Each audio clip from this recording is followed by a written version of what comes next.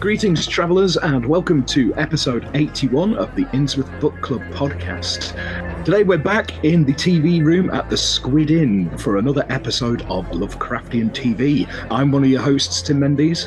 And I'm the other one, Rob Poyton. Yes, and the staff have asked me to announce that it is happy hour. Cocktails are available at half price, but the cocktail they've got on offer is the Screwdiver. So just order that at your peril. That's all I'm saying.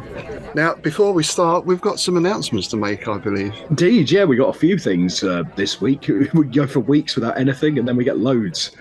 The first one I want to mention is that I've just started doing another podcast, as if doing two and a radio show wasn't enough. This is going out monthly, and it's called The Monster in My Bed, and it's going to be looking at monster romance and teratophilia cinema. So yeah, it's co-hosted by Zoe Burgess. Oh, Zoe. Oh, yeah. Now you totally get why this is. now I get what it's about. It all makes sense. Yeah. Monster erotica, basically. Pretty much, yeah. Well, I'd like to announce we've got a new Kickstart running for the latest Innsmouth Gold anthology, and that's called When Shadows Creep. And this time the theme of the collection is stories set in London. So we've got stories ranging from Dark Ages London through to Georgian, Victorian, the Blitz, and the 1990s. It's up on Kickstarter at the moment. Actually, we reached our goal within the first 2 days, Blimey. Which was quite amazing. So a big thanks to everyone who's backed that so far. And again, of course, that will be put out with our usual artwork and everything else. With, I was going to say our usual stable of writers, but we have got 1 or 2 newcomers this time, which is very nice, such as Simon Bleakin. So we're looking forward to getting that together. And, of course, Mr. Mendes is in there as well. Oh, of course he is. any excuse for him to get a story in something, you know. Especially a foggy London story, eh? Oh, you know me, as soon as you mentioned it, it was like, oh, I could do some more Victoriana then. You know, it's kind of my go-to thing at the minute. I don't know why, but yeah. Can't go wrong with the old gas lamps and all that, can you? Absolutely. And our last announcement is, big fanfare, Innsmouth Literary Festival 2024. Yeah, very exciting. We are going to be holding it on Saturday, the 28th of September in Bedford, the same place as we did last time, the King's House on Aptill Road, I believe it is. Yes. But the evening session has been upgraded this year. We'll be holding it at Esquire's, which is one of Bedford's premier music venues, I'm led to believe. Pretty much the only one, to be honest, but it is a good one. It is a good venue. Yeah, and I believe we're going to have some readings there and some live music from Byronic Sex and Exile. That's very much it. Yeah, it's looking forward to that. But I think what a lot of people are going to be very excited about is our guest of honour, Rob. Oh, yes, we're very fortunate. We're going to have a personal appearance by Mr. Charles Stross. He's coming all the way down from Edinburgh to see us, so we're really looking forward to that. Yeah, it's going to be another one of them where I have to put the elastic band around the wrist and snap it every time I start fanboying. All right, so that's all the news over and done with. Time now to welcome our 2 guests today, our 2 returning guests. They braved Innsmouth once, and they're back for even more. It's Graeme Patrick and Stef Hoyle. Hey, chaps, how you doing? Hello, how are you doing? Yeah. Good. Yeah, doing great. Looking forward to that fishy smell again. It takes a while to wash out your clothes, doesn't it? I was going to say, yeah, you need some heavy-duty fabric detergent to get it out, don't you? Oda Pilchard. There you go. Oh, shaken back. Yeah. Shaken back. So, just in case anyone didn't hear you last time you were on, could you give us a quick introduction about yourselves and what you do and your connections to Innsmouth? Well, I'm Graeme Patrick. I run RPG Nook, which is like a tabletop gaming community and YouTube channel breaking down scenarios and looking at how they sort of function under the hood. I've also done various audio dramas now, including Magnus Protocol. Yeah, I'm mainly a gamer, is how I got into Lovecraft. Obviously, read a lot of horror fiction, etc., and run a lot of games and do an occasional blog called Parrying is for Wimps. Nice. And of course, you both ran our games room at the ILF last year as well. Yeah, it was good fun. All right, and you've chosen, because obviously we're looking at Lovecraftian TV in this sort of mini series. And you've chosen, well, actually started life as a film series, didn't it? And then morphed into Ash versus the Evil Dead. So, where do we start? I guess we have to start back with the Evil Dead film, really, the original one, don't we? Well, I think we have to start before that with Within the Woods. Oh, of course, yeah. Yeah. Yeah. Well, do we though? I mean, it wasn't really. It was just like a premise of like testing it out, really, wasn't it? So Yeah. didn't really distill into the Evil Dead until you got to the first film. But the thing is that was, like you say, that was the test run, wasn't it? And while Sam Raimi was writing that, was when he discovered Lovecraft, so all the sort of elements came together. You see, Okay. That's what I think. You have to start with that if you're going to look at it, because it's kind of the kernel of the idea that everything else sort of sprung from. But it's quite a rough watch to watch this these days. I've got a copy of it. Do you? Okay. Yeah, and it is basically the plot of the first film, just condensed into 20 minutes, pretty much. Yeah, Wasn't it mostly done to try and secure funding? For it was, yeah. Yeah. Yeah, it was the brothers, wasn't it? It was Sam and Ivan, basically. And Bruce Campbell was involved at that stage as well. Yeah, because he was unemployed and broke at the time, so he was like, "Yeah, I'll do it for sort of like dinner." I'm glad they did. Yeah, for sure. And the film itself, The Evil Dead, was filmed in '79 and released in '81, was a pretty immediate success, actually. I mean, in the States, I can't remember the exact figures now, but it took a huge amount of money. And when it was released on VHS in the UK, it took £100,000 in the first week. So hugely popular film. And somehow it's still just known as a cult film in a lot of ways. People say, oh, yeah, it's a great cult film. Yeah, it's interesting because it was basically the darling of the drive-thrus over in the States, wasn't it? It was sort of the ultimate drive-through movie at that point, because before that it had always been Night of the Living Dead was the big drive-through movie, right? Right. And then The Evil Dead sort of became the next one. It's funny, it's always horror movies, isn't it? The sort of drive-through, because you're sitting in your car, you're in the dark. Yeah, it's kind of perfect for, isn't it? Sort of thing. Yeah, great atmosphere for it, right? Yeah. And I think here in the UK, something that we all have a memory of is the old days of VHS and that thrill. In our case, I remember at the very beginning of that, it was a guy who used to come around in a little van and you'd all go out, all the neighbours would go out and crowd around the back of this van, and he had sort of bread baskets that bakers use with all the latest videos. I mean, there's about 20 videos perhaps. And then, of course, if you said to him, you got any video nasties? Then he'd move a tea towel away at the back and look around furtively. So it was almost on the video nasty list, wasn't it? But I think they said it needed to be cut. Yeah. I was going to say, I wasn't sure. Did it actually get released at cinema? No, it didn't get a rating. So they had to produce, they had to make a new production company to actually sell it because they refused to give it an R rating. So it didn't go through the actual process. So I'm not sure they could have released it at the cinemas, and that's probably why it's a cult film. Yeah. Oh, I guess that could be. Yeah. So it was almost like straight to video kind of. Yeah, it was kind of underground, sort of like passed on people for the people, wasn't it? Because I definitely remember going to these dodgy the video stores, and I remember the cover of the Evil Dead video, it being up on there, and it was with Scanners and Extro and all these other kind of horror type films.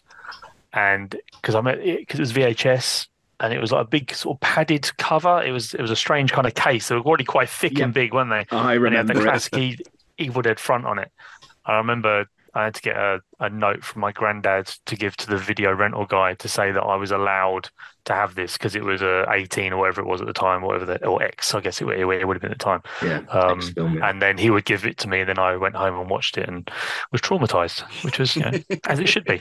Yeah. You talk about that cover, that iconic cover of the, it's the peering out from the root cellar. The green, right, the green, almost green face. Yes, it's all sort of green and everything coloured. But I had the Commodore 64 computer game. It had that exact same cover on this little cassette, and I've still got that somewhere. I never got rid of it for some reason. Even though the game is absolutely awful, it's one of the worst video games I think I've ever played through. It's terrible, but I had to keep it just because it was so cool. And that cover, and all the rest of it. And there was actually a fuss about that at the time, because that was released in 1984, and they were like, "Oh, it's getting kids into violence." If any kid was traumatized by that, then there's something wrong with that kid. It was basically like a pixel foot going around this house. Commodore 64 graphics. It was awful. It was a really bad game. It wasn't very well made at all. But when I saw it, I don't know when it would have hit video stores, but I must have been 82, 83. That would have been 10 or 11. So that's when I was watching it then. And I remember people talking about it, and there was kids at school that their mums, dads wouldn't let them watch it. Yeah. And so, it was kind of a badge of honor that you'd watch this. Of course, they didn't see you in your room at night, petrified, but it looked cool during school time, during the playground. Yeah. I got a big collection of them because I was one of these people that had 2 VCRs. So I used to rent things from them, tape them, right? And I got myself a right good collection of video nasties. I like all like Driller Killer, California Axe Massacre, Cannibal Holocaust, Spit on Your Grave, Cannibal Holocaust, Cannibal Ferox, all of them, man. And isn't it interesting that people talk about cancel culture today? And well, there's another thing we can get into, or maybe not. Oh no! But people forget just how many things were banned.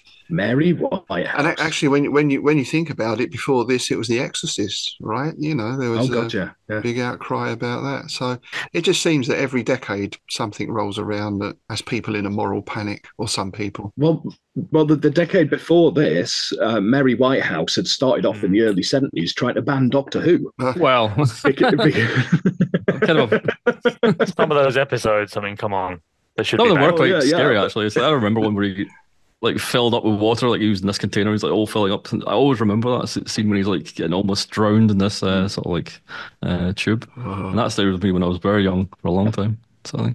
It was the spiders for me, the Planet of the Spiders. Spiders. Ooh. Ah, nice. The one for me was, nice. I think there was one where there was a ventriloquist dummy. Yeah. And I think maybe the master was involved, and this ventriloquist, there was a whole load of dolls and everything that was like, whoa.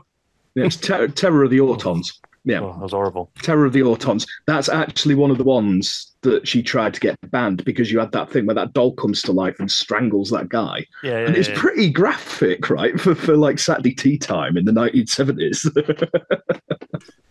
So, speaking of graphic, that's certainly something that the Evil Dead film has in bucket loads.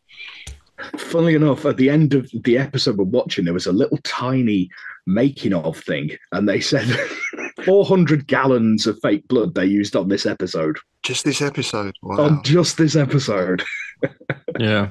In the later seasons, they had CGI blood as well. They sort of put that on because it saved them so much time and effort. Right. Because obviously, if you splash someone with blood, it's like, well, then you've got to try and repeat that, and they've got to stand around, and you've got to film all these sequences quickly. But then apparently they used a lot of CGI blood in the later episodes, maybe when they had a bit more of a budget. So that then the actors, it was much more efficient in terms of filming and things, because they could put it on afterwards. Well, it'd probably be cheaper, actually. It looked terrible. I was going to say, did it look any good? Because CGI, no, I bet it looked shocking, didn't it? But I think it doesn't really matter. I mean, Evil Dead is such a forgivable, flawed franchise. You kind of forgive anything like that, really, because you're there for the actual gore and the violence, and you kind of know there's some hamminess and some fakeness going on. So I think most people who like the franchise would just shrug and say, "Yep, that's fine." sort of thing. It plays into that, doesn't it? And even the original film, which I think in some ways is the scariest of them all, because it was all totally new to us, and it was quite a new direct. I mean, we had Texas Chainsaw Massacre and that kind of thing, but this was even a little bit different from that. Well, they actually used the same cabin, the same guy who made the Chainsaw House built the cabin for the second movie. Is that right? Yeah, in Tennessee, I think it was. Yeah.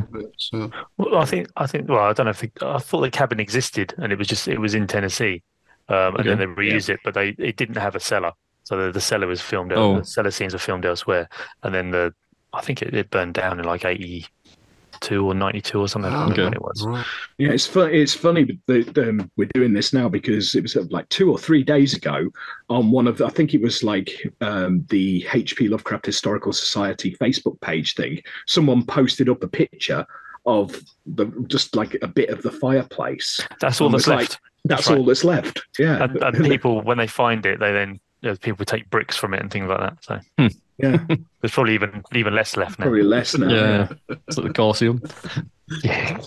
So that, of course, spawned a series of films and some remakes as well, I believe, which I haven't seen the more recent remakes. Haven't you? Okay. 2013, wasn't it? I'm a fan of them, so this is I'm always a bit wary of remakes of films that I've watched at that age. You know what I mean? It's they're not really remakes. Yeah, not at all. I mean, they're actually meant to link up with the TV series as well. Right. Yeah, they're supposed to continue on. Like Maya was meant to be the sort of new Ash, and they're meant to meet up at the end of each of their arcs, and she was meant to kind of take the mantle, sort of thing. I think that's how it was meant to work, but the way the series got funded, it didn't get funded in time, and they sort of split the projects up. Right. Well, the Evil Dead 2 was a remake of Evil Dead. Technically, no. Technically, the first 10 minutes are. Exactly. Yeah. The first 10 minutes. Because they didn't have the rights to that film at all either, which is weird because they managed to get to call it Evil Dead, even though they didn't have the rights to use any of the footage for the Evil Dead, which I didn't really understand how that came about. But it's an interesting one. How they had to refilm the first 10 minutes and rehash the story. I suppose a lot of old stories kind of did that, sort of rehash at the start. Now we don't bother as much. But there are a few problems with it, and I think in this episode that we're going to talk about, there's a scene when he goes in the door, he can't remember where they put the book on the shelf or down in the cellar or where he found it, and that's because in Evil Dead 1 he finds it in the cellar, and Evil Dead 2 he finds it on the mantelpiece. On the shelf. Yeah. They kind of refer back to that, don't they? Yeah. Those glitches. Yeah. Doesn't that kind of tie in though with your classic weird fiction, unreliable narrator? Well, this is it's all about delusion. I mean, the whole series is about just going mad and really questioning your own sanity and what's actually in front of you. Really, it's all delusions. Isn't there like between all the films and the series, there's like 6 Necronomicons bouncing around, and so part of the continuation is that you have different versions of the book, because sometimes they refer to it as a chapter of a book. I think in one of the films it's like it's a chapter rather than the whole book, and in some of the other parts it's the whole book. And so what's happening is you've got different Necronomicons out there, and so that's what's seeding these deadites and all this sort of other stuff that's going on, which gives you a great excuse to then make spin-off films and series and things like that, which I'm sure they'll carry on doing. Well, that's why the new remakes are not really remakes, they're continuation, because it's a different book, and it's even like the first one, is it the first or second one goes on about the Marauder, and I can't remember what the actual big demon in it is called, but it's completely different to the one you see in the first two. And it's the third film you see the 3 Necronomicons in the graveyard, and that's where it kind of sort of kicks off. But even Lovecraft's Necronomicon, there were so many various copies kicking around. Exactly. All the different translations, right? Yeah. Like the John Dee one and stuff like that. Olaus Wormius. You go to your John Dee, and all that. So again, it ties in exactly with Lovecraft and this idea of nothing in the mythos was ever really pinned down or that sharply defined.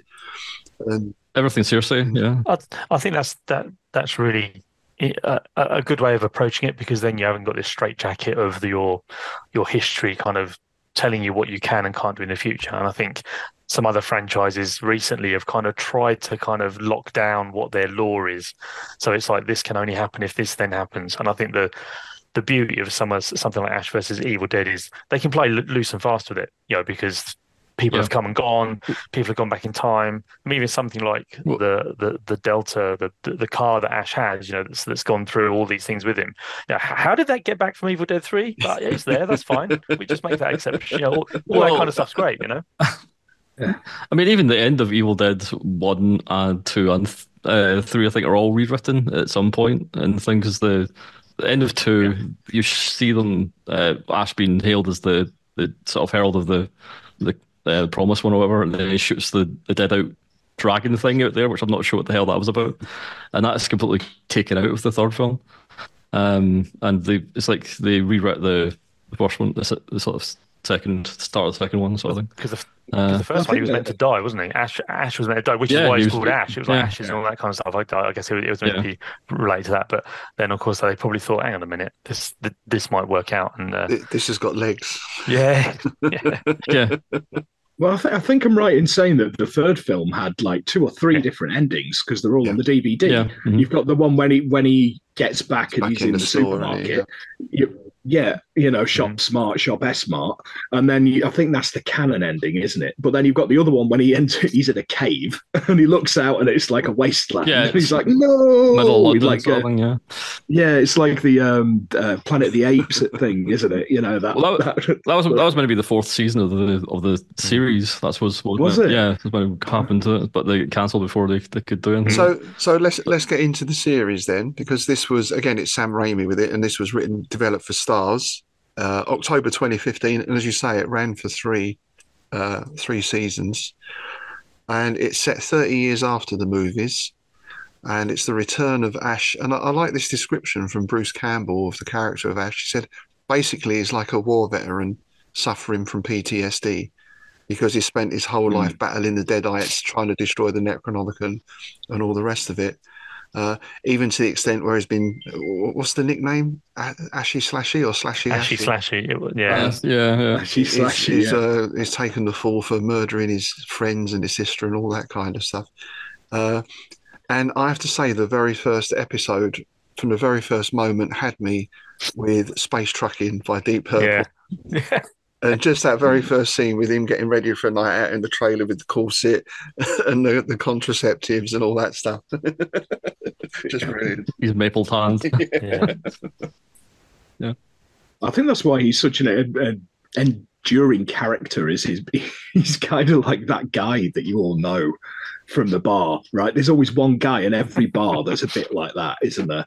With snakeskin boots, thinks he's way cooler than he actually is. Yeah, I mean, so Ash, the character as it is now, or as Bruce plays him now, I guess, and how it's portrayed, it basically reminds me of Jack Burton from Big Trouble in Little China.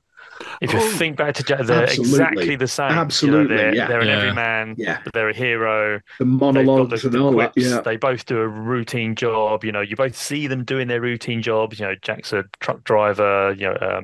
Ash is working in the store. They just happen to fall into this world and they just deal with it. And of course, they're amazing at it and they're really good at it. And they may or may not get the girl at the end, or all that kind of stuff. And I think that parallel. One of the things I really wish after seeing Ash vs Evil Dead is that there was a Jack Burton series done. Obviously, guys, you can't do it now, but I'd love to see that character in some way again. Or Ash and Jack together fighting evil would have just been awesome. Well, it could happen because apparently they're doing an animated Ash versus the Machines or something. Okay, I believe it's going to be called. But it's supposed to be the 4th series. It's supposed to carry on, but they're doing it as animated, and it's going to be voiced by Bruce Campbell. Yeah. So you could do that. You could have Jack Burton turning up looking like he did, and Kurt Russell could just, we could just put the tone up a little bit on his voice to make him sound less old. There you go. I'd love that. So that's how the series starts, and it's I guess it's Ash's ongoing struggle against the Deadites. It's probably worth saying that in that very first episode, they get to it quite quickly, and that he goes to the bar, pulls a lady, or has pulled a lady, goes back to his caravan, and then for a laugh because he's high and he's drunk, he reads some poetry out of the Necronomicon after leaving it aside for 30 years. Like, I'm just going to impress this lady by reading some of this gothic poetry, and that's when it all kicks off, which is awesome. which is nicely then we go full circle, because this is where we end up. We're going to watch the it's episode 10, so it's the last one of the season, and it takes us right back to that first point in a very nice way, I think. So season 1, episode 10, Ash versus Evil Dead, the dark one. Let's take a look. Turn to the cabin from the original film to destroy the Necronomicon with was it the Kandan dagger? Kandarian Like, dagger. Everything's a Kandarian. It's like it was the third one is the Kandarian castle, or castle of Kandaria, I think, and everything comes from that. I don't know why they call the big demon the Kandarian demon as well, because it's not really much to do with it, I don't think. But yeah, everything comes back to that. And the dagger's never explained either. It's like it's just there. No one actually talks about why that was made and why it's with the book all the time. Ruby kind of turns up with it during the series and says, "Yeah, I've got the Kandarian dagger now," and it's like, okay. Yeah, it's like I had to go back to the first one. It's like, was it in the first one? I couldn't even remember. But yeah, it's in. It must be quite refreshing from a writer's perspective not to have to explain everything. Oh God! Yeah, yeah, sure.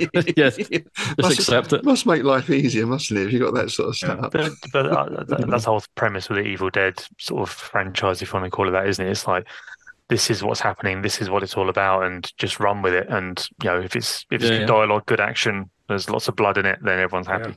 Well, it's interesting what you were saying earlier about that, like the films and all that, they all sort of continue on, because the video games that were made in the middle, they do as well. You had Hail of the King, which was a direct sequel, a sort of slow sequel, and he's back after Army of Darkness, he's back in the cabin. It's basically like Resident Evil. It's basically a Resident Evil clone.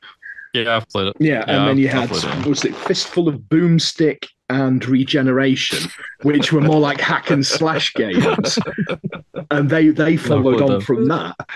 So it all kind of ties in, but there's so many plot holes throughout the whole of it. But it doesn't matter because of the way it's set up, which I think is a real beauty of it, really.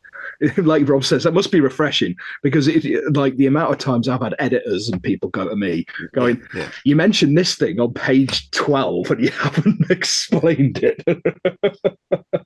What does it mean?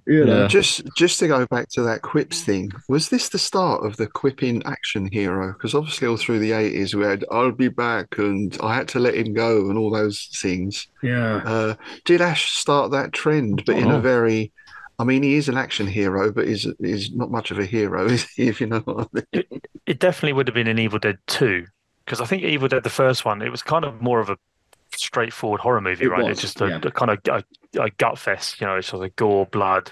Yeah, definitely. The tree, all that stuff, it just meant to be quite horrific. Whereas Evil Dead 2 was where they started turning the corner, and it was actually a bit more of a recognizing in itself that this character could play it this way and have those quips, and we certainly had all that.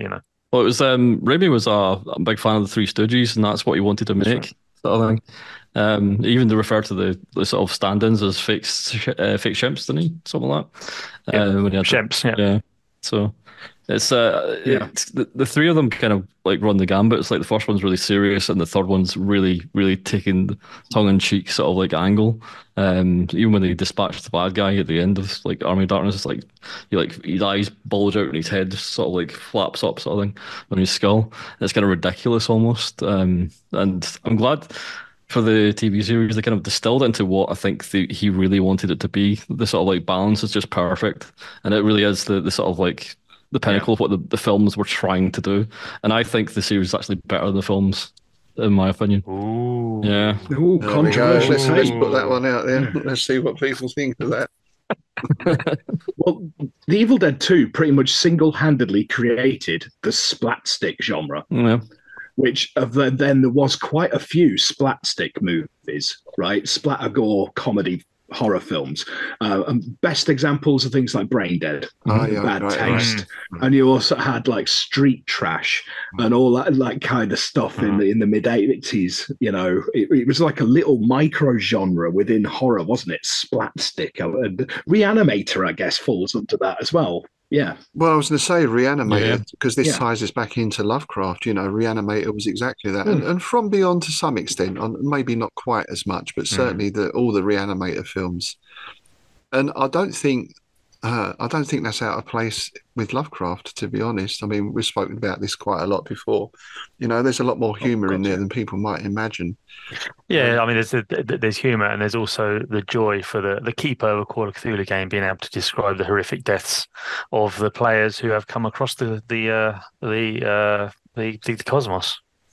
Yeah, yeah. There's got to be that element of humour in it. It's sort of gallows humour, isn't it? I suppose, or that idea of the Grand Guignol, where people go to be entertained by buckets of blood and all the rest of it. Well, In the Vault is a great example, isn't it? You say gallows humour. That one, the guy, the corpse, it's had its feet lopped off, and Yeah, it was pulp magazines as well. I mean, they weren't taking themselves too seriously. It was like they were always that sort of like blending, sort of not taking it too grimly, at least. I mean, the first Call of Cthulhu games were very sort of like cartoonish almost in the way they were done. Yeah. One of the things I noticed in this, watching it again, was even in the very first, there's a big fight scene with the chainsaw, and the chainsaw is struggling with the deadite, and the chainsaw goes past him through the wall. And I just noticed on looking, I had to look back at it, it goes through a home sweet home. Sweet home, yeah. And it's just little touches like that I think really work well. Yeah. Well, one of the best blink and you miss it, you smile, is the bit where Ash is chopped off his hand and the hand's gone evil, right? But he's trapped it under a bucket, and he puts a stack of books on top of the bucket to keep it under there. The top book is A Farewell to Arms. Always makes me smile. Very nice. That's masterful pun work, that is. Brilliant. Always makes me chuckle, that. So as this episode develops, it's basically the big showdown, isn't it? We've got Pablo with I like that, the mask. The cover of the book becomes the mask and is obviously trying to possess him and take him over. And we've got this sort of ritual going on deep in the bowels below the cabin. And at the same time, we've got this battle going on upstairs with Kelly and the dental hygienist who's English, like Heather. Yeah. And it's like the cabin is a living thing, isn't it? That's what really comes across in them. I love that. Yeah. I think that's my favourite thing of what they did in this series, and specifically this episode, was that, because you got elements of that in the second film, like with the deer head and the clock and all that kind of stuff, but this just ramps it up to 11. So you got a door knocker taking chunks out of people. Yeah, the teeth appear on it, so I was trying to bite her hand. Yeah. Absolute genius. And even the way it starts bleeding when she's hitting the trapdoor with the axe, and the trapdoor starts bleeding, Yeah, that's really good. She sets it on fire as well at some point. After she gets sort of knocked out by the house. The trapdoor goes up, knocks her on the floor. Then she sort of stands up, gets hit by the front door, and then she's actually kicked out. And then poor Heather's left inside to carry on nursing her leg, which seems to get hit every single time she does something. It's like, oh my god, not again. Hard to feel for her for that sort of thing. Oh, there are some cringe bits in there. There's the sofa on the shins, isn't there? And then there's the stepping on the nails. That's a callback, isn't it? The stepping on nails. Exactly. Yeah, the stepping on the nails thing. That's a callback to the second film, and it's also it brought to mind the idea of stigmata. I thought that I was like, that's got to be intentional, right? That's got to be. Yeah. See, I was thinking about Hellraiser when she gets the nails in her face as well. Sort of then go back to that sort of thing. It's like it just was reminiscent. Or something. That's Hugo Weaving's daughter. Elrond's daughter. Yeah, she's been in a few things. She's been in a lot of things actually. A little bits partially. She was in Babysitter, sort of horror film. And a couple others as well. Yeah. She's a good actress. And there was that bit where Ash refers to her. He says, "Oh, okay, Kelly," and other girl. It's just so horrible. He does make me laugh all the way through. Like, he keeps getting Pablo's name wrong as well, even when he's in mortal peril. Yeah. I'm coming, Paulo. I mean, Pablo. I find it really refreshing. And maybe this is just because of my age, that there was loads of stuff said and done in that, which, most companies or people who show this kind of stuff just would not allow. You just wouldn't have been allowed to get away with it. And I think when they were doing the deal with Stars, they said that the limiting factor is we must have total control. We can do whatever we want. And they were like, yep, go for it. I mean, Stars hasn't got the most huge audience, I guess. But certainly I thought that really paid off in this series. And it was really good to see. It was really refreshing and I really enjoyed it. Yeah, because I mean, I've written down a line here, and I remember thinking at the time when I was watching it back, and I was like, "That's one of them lines you don't hear that often in things because they're afraid of like upsetting." Yeah. And it's the Godfather thing, right? I'm not a fan. It's too long, it's too boring, and there's not enough boobies. Yeah. It was just like, that is the most Ash Williams thing that you could possibly say. That's what I love about Bruce Campbell. He inhabits the character, doesn't he? You know, it's right. Yeah. Well, I think it's because it's him who's saying it. That's why he gets away with it, really, because it's like he is that sort of aged person in a new modern world. He doesn't give a shit about it. Really, maybe I'm just projecting myself because I'm of that age, and I'm just doing that kind of stuff. Getting older. It's hard to tell whether Bruce Campbell is playing Bruce Campbell or whether he's playing the character Ash. It's true. It'd be really interesting to just go down the pub with him for a night and just figure out: are you really like this? Because if you are, this is very cool. It feels like a version of himself. Yeah. Did you know he's an ordained minister and he does marriages? Imagine that. I didn't know that one got married all those years ago. Yeah. Forget being married by Elvis in Vegas. You could do both. You could do both. Get him to play his character for Bubba Hotep. Oh, Bubba Hotep. Amazing. Yeah. And I was just going to mention there, Stef, you mentioned about Stars. Well, they did Spartacus as well, right? Which again had Lucy Lawless in it, and that was full on, very Robert E. Howard in a lot of ways. It was brilliant. I really enjoyed that. So it does seem they have. Perhaps that's the way they like to operate. They give their creators free reign, which is refreshing. The same. Since you mentioned her, I've got to say the casting of Lucy Lawless is absolutely brilliant because she's excellent. It's the act. You say a lot about good actors. A lot of it's she's so good, right? And then bits in this, just the hatred she's getting just out of that close up. It's just like, that's really terrifying. It made me sort of like shiver. You know what I mean? She's really turns it on. It's great.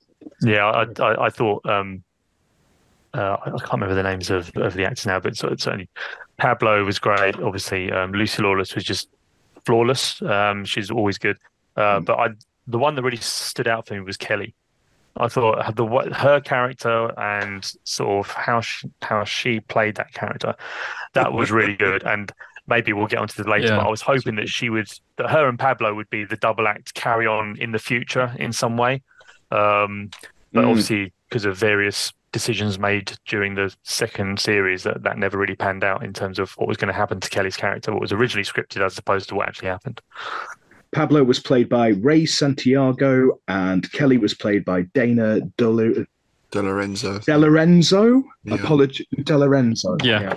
She was brilliant, and it was great seeing Ash, obviously, but I think as Bruce Campbell had said at some point, it can't be me on screen all the time. There has to be other people sharing the load, and I think they actually rounded out the whole character of him with those two characters as his two sort of mainstays, where they really filled the gaps which Ash left, and it really helped. Exactly. Yeah. Which is what they did in the second movie with Bobby Joe and that redneck chap. He was so Three Stooges. Let's go back to the Three Stooges, doesn't it? You've got three characters on stage, sort of thing, going at it. Yeah. Well, they were kind of the hero until they died, really. Ash was doing nothing. He was just standing there. So it's like, come on, what's this? But I mean, you couldn't recast Ash at all, I don't think. It's one of these characters you just couldn't really do it. You'd have to be very careful with it. And there's not many characters like that. So passing the buck onto these two would be great. And Pablo becoming the book just really seals that deal. I kind of almost wanted to go further and like see him just be crushed and folded into the actual book itself, sort of taking it to its ultimate sort of conclusion. But it's a pretty interesting way they took it, for sure. And with Pablo, we get what for me was the most horrible scene in this, maybe in the whole first season, was the birthing. Yeah. With it comes out, I was thinking it's like a larvae or a pupae, wasn't it? It just comes out of his mouth, and pupae, really gross. And then it sort of grows, and this kid comes out, this really creepy looking kid with no eyes. And Tim, that reminded me of the Ted Klein story, Black Man with the Horn. I don't know if you remember that. There was this child thing that might have been an avatar, a Nyarlathotep possibly, or something like that. Absolutely. Yeah. Very reminiscent of that, I thought. Yeah, I actually stole this for a scenario a little bit.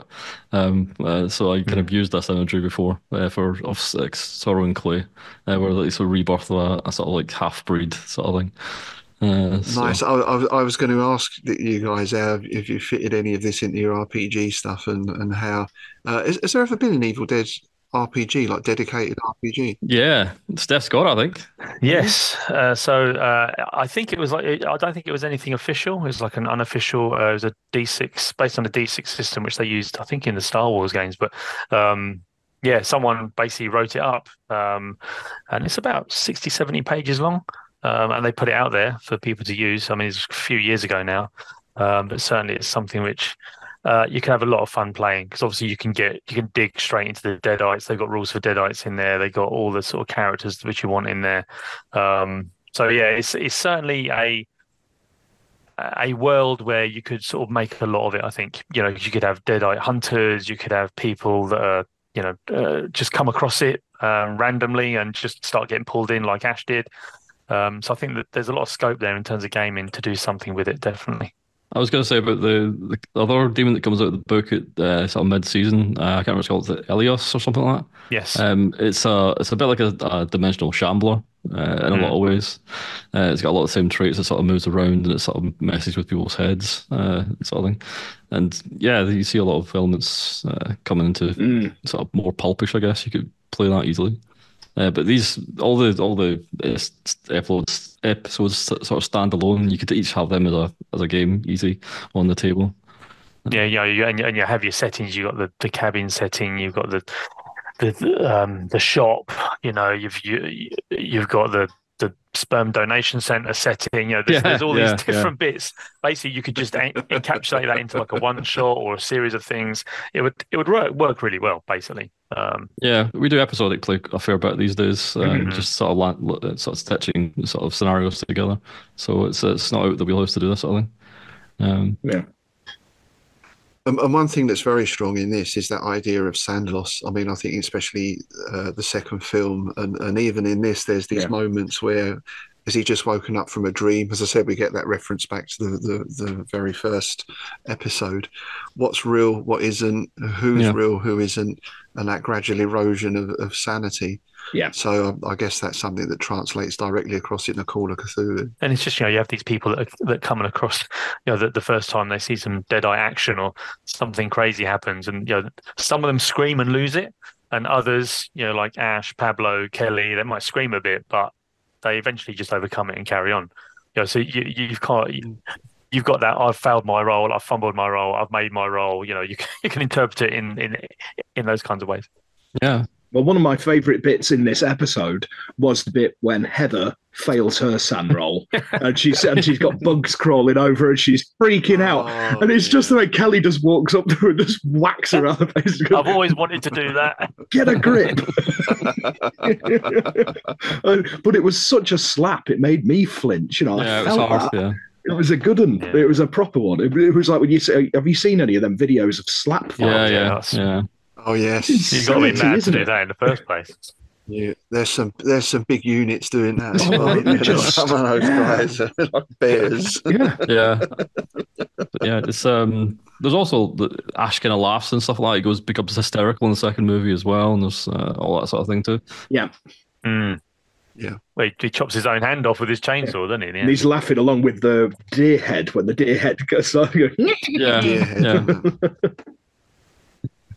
And of course, in that scene and the others, you get these shots that Evil Dead became famous for, the first person view kind of shot, which must have been influential on all the FPS games, your Wolfensteins and all that Yeah, stuff. Absolutely. It's great. And I like the fact that it was a homemade solution. It was a homemade Steadicam. They used a shopping cart with a broom handle and fastened the camera to it and just trundled it through the woods. Yeah, there's a documentary about all the prop makers and stuff, going through all the ways to do the camera angles and things like that. But yeah, it's very iconic of Raimi doing these shots, and it's impressive what they managed to do. It's funny because he does it in everything. It's like I saw Drag Me to Hell. It's in that. Even his Spider-Man movies that he did, you get it in that as well. It's just like it's his trademark. Isn't it? It's just very effective. The fights in this, even the TV series, the fighting and all the sort of set pieces with all the violence, they're so well choreographed, and they feel violent, they feel visceral, they feel impactful. You can feel the hits, like you were saying about the slap. But there's a lot of modern movies which you don't have that. You know, the camera's too shaky or it's too clean. You could see people pulling their punches and all that sort of nonsense. This is proper sort of cinematography, really. I love the bit where Ruby turns up in one of the earlier episodes. I think it's when she first turns up, maybe, to the house, to Kelly's house after her parents been killed, and then one of them comes back to life, and she just picks it up and sort of stuffs it onto the top of the cross. It bursts through the chest and everything. It's just great. It really is visceral. They really did kind of hit that really well, and although there's lots of blood and gore around, it really did feel impactful, and the noise was great. It was really a really good experience. Yeah, I wish I'd worked on this movie. That'd be great. Yeah.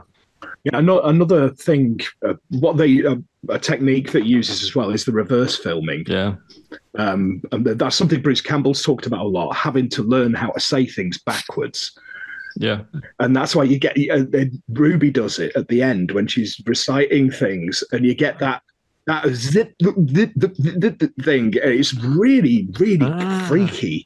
And I always think it's really well done, but that's how they do some of the violence as well, which, funnily enough, is how Rick Mayall and Aid Edmondson did a lot of the stuff in Bottom. But they'd start off with the frying pan actually on his face and pull it back. Yes. And that's how they do a lot of it, and that's why it looks so good. Because that's cool. And speaking of the sound, I mean, that speech, but then there's also the we're gonna get you. Yeah. Well, that was actually lifted from the second film. Yeah, and because there was also a clip in there of Bobby Joe and the guy when he's getting dragged down into the root cellar. Right, yes. That was actually a clip from the second movie. He finds his skeleton, doesn't he, then? Yeah. But also sounds like when Ash is kitting up, and you got the shotgun racking and the chainsaw going, all those little noises as well. And the reel-to-reel tape that's going with I can't remember the professor's name, but his sort of talking. Yeah, that's it. Yeah, that going over. That's such an iconic sort of reel-to-reel tape thing with that, and it goes slow and speeds up and all that kind of stuff. It's brilliantly done, really good. Yeah, that's very Lovecraftian. That bit, sort of finding the recording and that sort of thing. It's very good. Yeah. And I think, as Graeme said, with the violence, it's an interesting mix because you get that real visceral stuff. There's stuff that makes you go, ouch, like the treading on the nails and all that sort of thing. There are things that make you go, ugh, like the big maggot coming out of his mouth. There's the kid who just looks creepy. And one thing that creeped me out most was that sort of floating up by the ceiling, like some sort of helium balloon or something. I don't know why, I just found that really creepy, that image. And then there's Ash putting the shotgun in the child's mouth and giving him both barrels. Blown apart, yeah. Fantastic. Well, that's catharsis, right? That's catharsis right there. But that's a thing that he's done in all of them as well, isn't it? I think so, yeah. Because he did it in the second one, definitely, because it was the who's laughing now thing. And then it does it again in the Army of Darkness. It's like in the face. Pull the trigger. That was swallow your soul. It's swallow this. Yeah. That's it. Is that a nod to the kind of American love of guns? Do you think? I'm talking in very broad terms here, very general terms, but there's nothing that can't be solved with a shotgun. Yeah, what I found it interesting about that scene is when the child demon first turns up. Ash is like, "Come on, I can't shoot a kid. Come on." He tries to count to 3, does all the stuff, and then as soon as it sort of starts attacking him, bites him, he's like, "Right, that's it. Shotgun in the mouth. Demon must die." Yeah, I thought that was a nice touch. Yeah, Yeah. yeah. Especially when it goes for his nadgers, right? Because once his nadgers are under threat, then all bets are off. He's crossed the line. He's crossed the line. Yeah, stay away from the love spuds. Yeah, It was interesting because it's so obviously not a kid. Yeah. Right? Yeah. I mean, it's sort of child size and child. It's like a sort of Gollum thing almost, isn't it? But then you think, all right, that whatever it is, the dark one or whatever is killed. But then we see about 3 more of them. I think there's 3 in total. well, because one runs out of the door past Kelly when she's pouring the gasoline on the side of it and arsing about with a flare. It runs off into the woods, doesn't it? Yeah, that's right. And then when she gets back inside, she gets a jump scare off one of them coming out of the root cellar. Yeah, because one of them went up, didn't it? Yeah. I'm guessing that's the one that crawled through the ceiling in the cellar. Yeah. Yeah. So that's your 3, I think. That leaves us with something, a sort of an open ending. But then the actual ending does itself because, of course, Ash agrees to make a deal with Ruby. Yeah, that's great. And again, that hero, not hero, because what do you want? Well, a bit of fishing, some beer, a steak on a Tuesday night. Oh, and $10,000 in cash. Do I look like a bank? It's the fact that it's 10 grand. Yeah, it's only 10 grand, you know. And Pablo and Kelly with him, obviously, yeah, which is great. Well, that's kind of why he does it. It's kind of a character growth, which is unusual for him. It's like he does care about Pablo and Kelly, so he kind of settles for that rather than taking her out. So he sort of trusts her to become the, I don't know, overlord of hell. The godfather of the Deadites. The godfather of hell. Godfather of the Deadites. That'd go well. And then that ending where they're driving off and there's a report on the radio, you know, stay indoors. Yeah. Was that like a Day of the Dead thing or Dawn of the Dead? It did remind me of Night of the Living Dead. Yeah, it really the radio in the farmhouse at the beginning, you know, just after they're coming to get you, Barbara. You know, Yeah. The people they kill, get up and kill. Yeah, that one. Instead, he just puts on Back in Black, and that is a fantastic way to end. Again, I thought, like, back to what Rob said about it kicking off. I thought that, because I mean, that riff, even if you're not an AC/DC fan, that is one of the most iconic guitar riffs of all time. And just the Dark Road, Back in Black, perfect. Yeah. There was a little bit of Alice Cooper just before that. Yeah, no more Mr. Nice Guy, wasn't it? Yeah. I mean, I think one of the good things about this was, you know, they had quite a lot of quite heavy hitting songs in terms of, you know, quite big songs across all these different, because each one would end with a different song, I think, but basically, and they'd have maybe a starting one as well. But they had it was a really good soundtrack. When you listen on Spotify, you can look it up, and there's loads of good tracks on there. Yeah, it's a good soundtrack indeed. The whole 3 series are good. Well, I'd like to look into actually, because I'm just random. I don't know if this is right or not, but the dates of all those tracks are around the sort of dates of the early films. They're all late 70s, early 80s. Yeah, if I remember rightly, in one of the latest, is it season 2 when they go to his house and they go to his old bedroom? Yeah, that's and right. It's all like Detroit bands from the 80s and stuff. Apparently, right. Yeah, there's a lot of that kind of stuff. Yeah, right. Yeah, so bands like Alice Cooper, and people like that. Yeah. I think they've obviously thought this out. It seems quite well, and kind of done these little Easter egg stuff, I guess, for fans that are really looking out for this kind of thing. And I think in some ways I'm glad it finished in 3 seasons, just because it's kind of encapsulated, and they really did do a lot of good stuff in those 3 seasons. So yeah, I'm not sure the Apocalypse one would have worked when he's got the android chick with him and all that sort of thing. I'm not sure that would have sold too well. Yeah, because you already built up Pablo and Kelly, and obviously they're dead. They'd have to be dead. It's gone too far. Yeah, he's gone in the future and everything, isn't it? Yeah, sure. So yeah, I think it's fine leaving out 3. You've got the new reboots anyway, which are more than adequate. Yeah. I mean, they're not perfect by any means, but they're still good. Evil Dead Rise is very good. I've got to say, I much preferred the latest one to Evil Dead Rise was good because it was a fresh take on it, because it was moving it to a different sort of location and setting. I thought they did some interesting stuff with that. I thought that the other one was basically because it was basically a retread of the first two films. In a way, but I preferred it to Rise. Rise has got some real problems for me. It's like the fight in the garage didn't do it for me. I thought it was really bland, really boring. It did. Going through the wood chipper. Yeah, you mean you knew it was going to happen and all the rest of it. But I mean, yeah, I like the idea of the Marauder and the new sort of like demon that was coming out, and the mother was excellent. I think that's why I like it, because she was really good. Yeah, she was excellent. It's just that third act. It was just it fell off for the sort of 2013 reboot one. I really liked the main characters. So I really liked the sort of the idea of this the demon coming back, and it was completely just fresh take of the sort of old thing.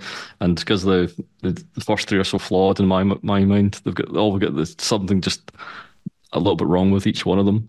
The sort of like it's a nice solution to that. Yeah, but it's probably not as good as 2. But it's up there for me. I think 2's got to be the best one for me in terms of the films. For sure. Yeah, for sure. Brilliant. Yeah. So if we look at, well, let's stick with the series for the moment. What do we think is Lovecraftian about it, and what elements are perhaps not Lovecraftian? How good a fit is it? Could we fit this? Could we call this mythos? Let's put it that way, perhaps. Well, aside from the Necronomicon, now the thing is, I actually dove into this recently because I did a section on the video games for a book I'm writing. And it was the question, would you consider them Lovecraftian or cosmic? The bit that I would is the bit that I would in the films, and it's that presence in the woods. You don't know what it is. It reminds me of the Willows, Algernon Blackwood. Yeah. It's that to me is, and obviously the effects it has. I mean, because they're kind of like zombies, right? And things like that, or just demon possession. Yeah, I'd say more to that. But I don't know. So the jury's still out, really. But I would say that bit definitely is, for me anyway. And obviously the Necronomicon is the Necronomicon. And there is some other nods, like calling her the Dark One and things like that, because that is one of the epithets for Nyarlathotep. So that opens that idea. And you also have in a later series, you got that mysterious, the woman in the mask thing, haven't you? And all that kind of business. So that is almost sort of Chambers-esque. I think I'd agree with that. And also for me, it's that backwards thing in terms of like stories like The Lurking Fear, or even the Call of Cthulhu to some extent with the big ritual in the swamp. Yeah. Where you got these degenerated, devolved people who are going back to these earlier, older gods. So I think there is an element of that that's quite strong in it. One thing I would say was not Lovecraftian, and then this might have just been a line that she used to get away with, without good, there is no evil. You know, and obviously in Lovecraftian terms, good, evil, yeah. Yeah. Yeah. It's not quite so cosmic in that sense. Yeah. Well, I guess it's more Derlethian then. Yeah. Well, in the scope of a TV series, to some extent, you've got to have good guys and bad guys, I guess, as well. Exactly. But is Ash a good guy? That's the... Well, it's kind of thrust on him to be a good guy, I think. But exactly, yeah. Reluctant hero, yeah. Well, that's what really makes it Lovecraftian to me. It's like he is a reluctant hero. He's thrust into this sort of like situation he has to deal with, and he's even written into it. It's like it's almost prophecy that he's meant to be fulfilling this role, which is weird because Ruby writes the book, but she doesn't really know him, and she didn't obviously write him in because she doesn't really know him. So there must be some sort of other hand that's writing this book with her, which is very. Because he kind of appears in the book, doesn't he? Does, yeah. Because that's what she says. She says, and then you were in the book, and I don't know who the hell you are, sort of thing, but you are the one that's meant to end all this. So there's obviously this hand that's guiding her, even though she thinks she's writing it. She's probably not the one writing it at all, and it's all just manipulation, which is very Lovecraftian. You go back to Wilbur and all that sort of thing, and that's sort of going to try and find the book in the university. Well, that's what I've always seen, that presence, that unknown force, that thing from outside. Yeah. which basically what it is. It's an outside force that lurks in the woods. It's on the threshold, so to speak. That's the real threat. Everything else is just pawns. So it could be the old Haunter of the Dark, because let's face it lurks in the darkness of the woods, doesn't it? Yeah. So there you go. So what does that make Ruby then? Because she's clearly not mortal. She says something about mortal. You can't hurt me with your mortal toys. Well, she's one of the dark ones. Yeah. I think there's like meant to be 9 of them or something like that, and she sailed them all away and became like the only one left, sort of thing. So I'd put her up there as like if you got a cabal of wizards, sort of like. I mean, it's never really explained what they are. They're not demons. They're not really human, but so they could be transcendent wizards, like past human that's like just taking themselves out of the human race by the way of sorcery, that sort of thing. Maybe they could be like Wilbur Whateley. Exactly, that is it. It's like they're just these people who've used the mythos so much that they've become a part of, like, just set apart from humans rather than actually be part of the human race. I kind of like that idea as well, because it kind of muddies the waters a little bit of what she's trying to do by sealing the other ones away. And that's something maybe she is trying to be good, maybe she's not. You don't really know. She's that ambiguous character. I think that's one of the beauties of it, is the fact that it is ambiguous, because this is something we've talked about many times, Rob, you and I. That a lot of the best weird tales, you get to the end of it and it's like, well, I think this is what happened, or I think this is what happened, but we don't know for sure. But that's what is tantalizing about it, right? And that's what opens the doors for hacks like me and him to come along and write sequel stories. Well, she could even be another Heffy, if you're honest about it, because they talk about, I think Pablo and his uncle talk about there being more than one Heffy, and Ash is a dull Heffy. He's not a very good one. Yeah, he's not very good at this shit. So, and the way Ruby comes into it, she's got the car, she's got the sort of all the mythos equipment, she knows what she's doing. She's a pretty cool character sort of coming in. Yeah. She feels like another Ash type character when you first meet her, and she's going through the sort of motions. So maybe all dark ones were Heffes, and they set themselves apart by using the darkness rather than working with it. So you get that sort of like, yeah. Well, that's interesting. Yeah.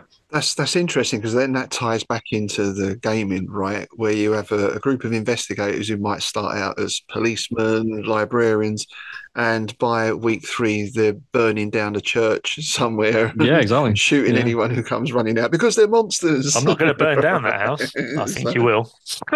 Yeah, exactly. So, I mean, you're always going to go down that drain at some point and become the villain sort of thing. Especially in the games, it's like this is kind of inevitable. You're never really good. It's like I've never seen a character go, yeah, I'm not going to break into somewhere. It's like breaking in, that's going to be the easiest thing. Yeah, exactly. They work outside the law. My partner is such a goody two-shoes, and it drives me insane when we're playing like living card game and things like that. Oh no, I don't want to do that. That's against the law. It's like, we're being hunted by a shoggoth. Wipe your feet first. Yeah, exactly. It's like laws don't matter to a shoggoth, do they? Oh, I've never seen that crossover. Judge Dredd versus the Mythos. Oh, that'd be awesome. Dredd versus Batman. Yeah. Are you sure? There's so many comics. I mean, there's even a Armored Darkness versus Xena, I think, as well. That's a comic. Yeah. Well, there's Ash. There's Ash versus Jason versus what's the other one? Yeah, I was talking about the other day. It's like I was gobsmacked because we were watching. Is it the 9th movie? Jason Goes to Hell, and I was wondering what the fuck this was about. And then you see the Necronomicon in it. And the Kadarian dagger, I think, as well, in our house. So it's like the mother actually summoned Jason back using the Necronomicon and the dagger, and it sets up the whole go to hell thing, and then they go to hell, and obviously Jason's from hell as well. And it's like, fuck yeah, this actually works if they just done it properly. And apparently the comic is actually pretty good, so I might try and talk. Yeah, definitely. So yeah. Is there someone somewhere who's linked all these things together, from Freddy through to Texas Chainsaw through to there's maybe. Oh, there has been crossover. I mean, well, it started in the comics, right? It started in because you had the Nightmare on Elm Street comic, And then I remember Freddy. I remember Jason turning up in it, and then then there was a whole spin-off comic series, Freddy versus Jason, and then they made a movie out of it. And I'm sure Michael Myers has turned up in some of this crap at some point as well, right? Probably. Am I right in thinking, is it Evil Dead 2? That again, it's one of those Blink. Oh yeah, Freddy's glove. Yeah. He's in the shed or something, isn't it? Hanging off the wall. Yeah, it's above the door in the shed. I think it's in this one as well. I think. Do you know why that happened?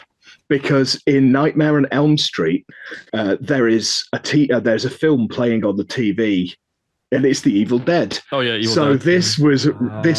It was just Easter eggs. It was going, oh, I saw what you did there, Wes Craven. Well, here you go. I'll stick Freddy's glove in there. Yeah, very nice. Yeah. Very nice. Now, isn't that totally Lovecraftian? Because isn't this exactly what Robert Bloch and Derleth and Lovecraft and Smith and Howard were all doing all the time with each other?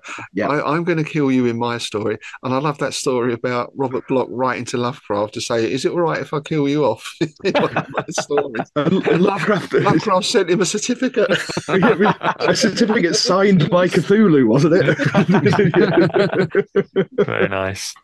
Yeah. Nice. I think they'd approve of all this stuff, to be honest. Oh god, yeah. The one thing you can't take away from Lovecraft is he let everyone use his like inventions, his IP. It's like he didn't really gatekeep any of it, which made it kind of what it is today. It's given it legs almost to sort of last the test of time. Or tentacles, yeah. Appendages, let's go with. If he hadn't done it, I don't think it would have had quite the same cultural impact because people wouldn't borrow from it and then it would just fade away. So. Share and share alike, I guess, is the moral of the story. Yes, absolutely. Well, there we are. Ash versus Evil Dead. Let us know what you think, listener. Is there a couple of controversial statements in there, perhaps? I don't know. One or two. I'm sure people will let us know what they think. I do think it's the sort of thing that can upset some Lovecraft purists, perhaps. Oh, but, well, perhaps we won't go into that. No, let's not, Let's not, Watch it, you'll like it. So you guys got anything coming up? You got any projects you're working on at the moment? Yeah, I can't really talk about too many of them because they're all under NDA just now. But doing more short stories and more audio dramas coming up as well. Got published in Creepy Pods and a few things like that as well. So yeah, it's all good. I'm just running games as per normal at Bedford Gladiators on a Monday night. Call of Cthulhu games, but then I'm going to branch out a little bit. I'm going to be running a game called Twilight 2000, which is like a post-apocalyptic game. So I'll be running that. First session is going to be 25th of February. So it's an all-day gaming session. So going to be running that and then going to cons, running games there. Doing that this Saturday and Sunday at the Bedford Tabletop Expo as well on Sunday. We should mention that actually. That's our friend Robin at Hobby Hive. That's right. It's a 2-day tabletop where there's role-playing games, tabletop, board games, all sorts of stuff. Yeah. Mm-hmm. Oh, so you're going to be running some stuff at that, are you? Yes, I'm running a Call of Cthulhu game on a Sunday. So looking forward to that. So yeah, just getting out and about, really talking to people and playing as many games as possible. Nice. Right.